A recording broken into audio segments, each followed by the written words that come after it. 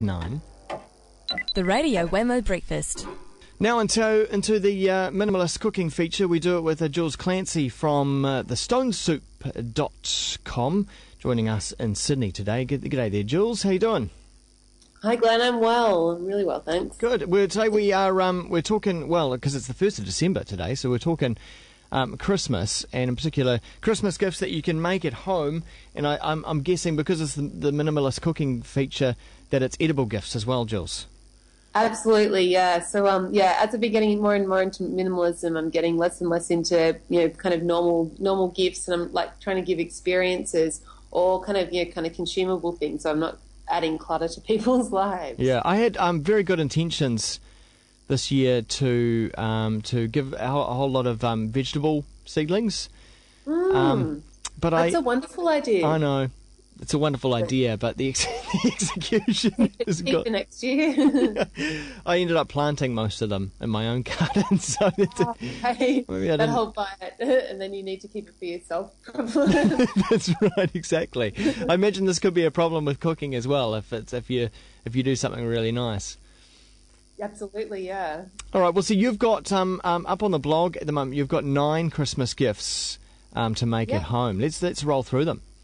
Okay, so first one's preserved lemons, which is something I posted about on the blog recently. It's kind of a Moroccan thing, and I mean you can buy them in fancy, kind of delis and things like that, and they're quite expensive. But all it is lemons and salt and a bit of lemon juice. So, and they look really beautiful in the jar. So I've got a link there to the recipe, and they only take a few minutes to make, and they look really spectacular. And I've also got like a little list of kind of different ways you can use them. So you could print that out and kind of give that with the gift as well. It's kind of like, educating someone as well as giving them some lemons. Cool. That's very nice.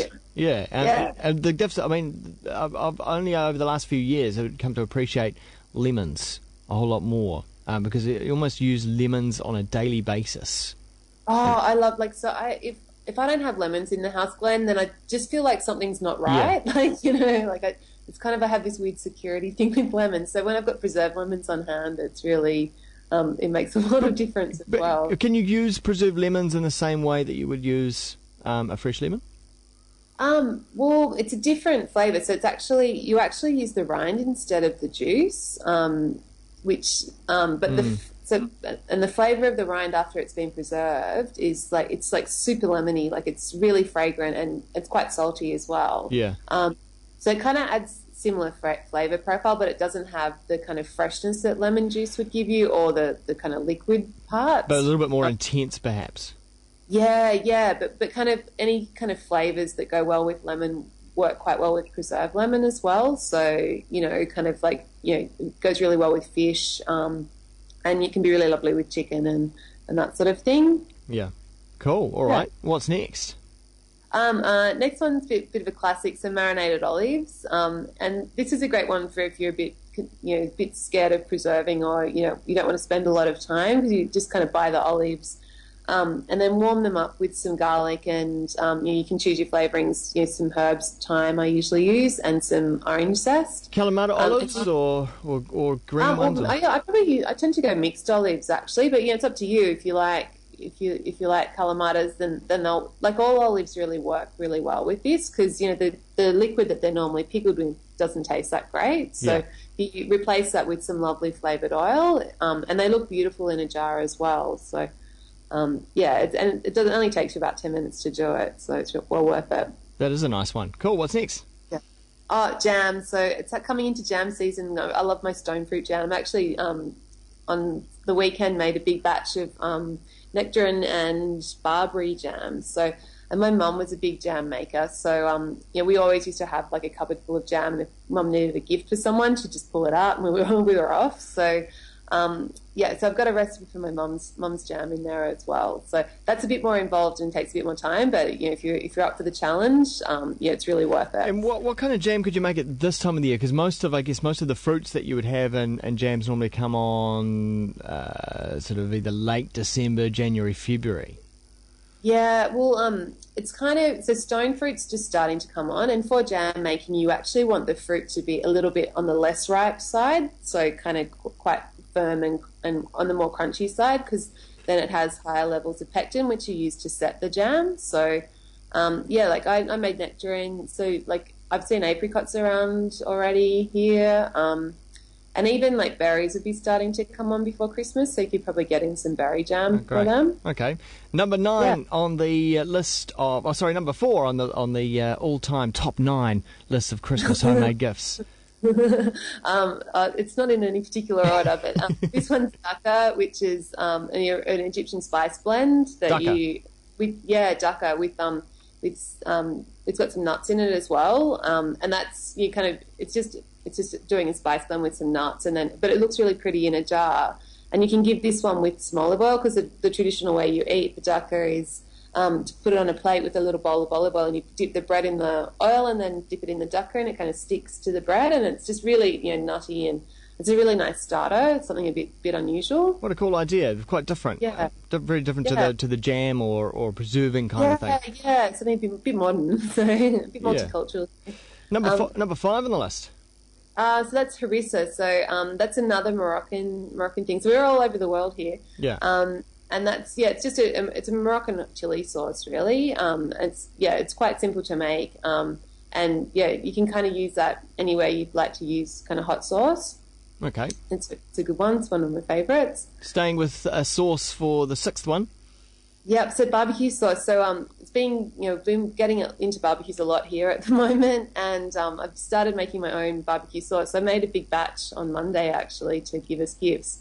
So this one, it's quite simple. It's 5 ingredients, of course, and you just kind of cook up some onion and chili, and then add a heap of tomato ketchup, and then a heap of brown sugar and smoked paprika, and then just get it to simmer down until it's kind of thickened up a bit. Nice. And it goes with everything. Like, I've had it with pork belly, and we had it with sausages the other night. And it's great with halloumi, like if you're pan frying or even barbecuing halloumi if you're that brave. And I've had it with mushrooms as well, and it's really, really, really great. So kind of, it's a great one for people that wouldn't normally like jam kind of thing, because most people will eat a sauce, and then a savoury sauce.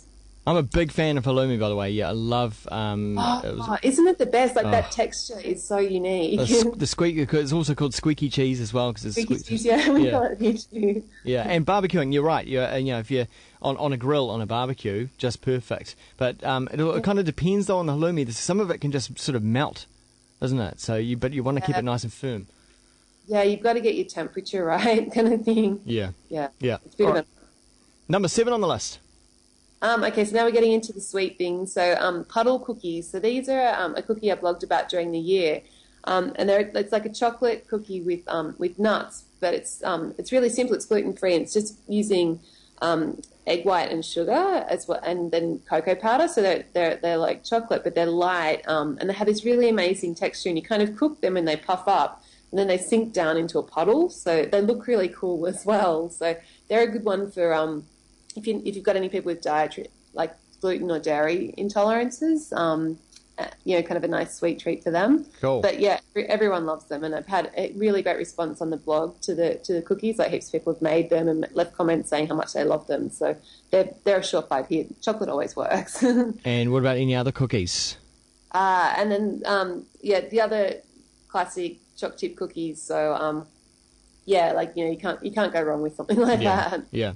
And finally, number 9 on the list. Homemade peanut butter. So that's another thing I blogged about earlier in the year that my boyfriend's actually been really getting into at the moment. He's a bit obsessed with peanut butter, so he's been making his own. And it's so different to commercial peanut butter, and it's so much nicer. So it's like, someone that likes peanut butter, it's a really, really lovely gift. I'm a big fan. I like it really, really crunchy as well. Not smooth. Yeah. Well, that's the thing, and you can choose, how crunchy you make it or how smooth kind of thing. Like, it's really fun. Well, Jules, this is a really brilliant idea, and it also seems like a great way of being more giving, as well, because you end up making a lot more than what you think you need. So you can actually start sharing a whole lot more gifts around as well. Rather than buying stuff. And it's always like, oh no, but I've only got this certain amount of money for this person here, and but this is great. Yeah. Yeah, it is, and it does tend to be a lot more economical than it costs you $30 to buy a CD kind of thing. So you can make a lot of jam for that. So cool. Well, that full list and also the links to all the various recipes, of course, all those gifts are only 5 ingredients each for each thing, so that's very cool as well. They're all up at thestonesoup.com, and Jules Clancy, of course, is the head of the Stone Soup, minimalist home cooking. Thanks, Jules. Thanks, Glenn. And see ya. It's Jules Clancy, and she'll be back same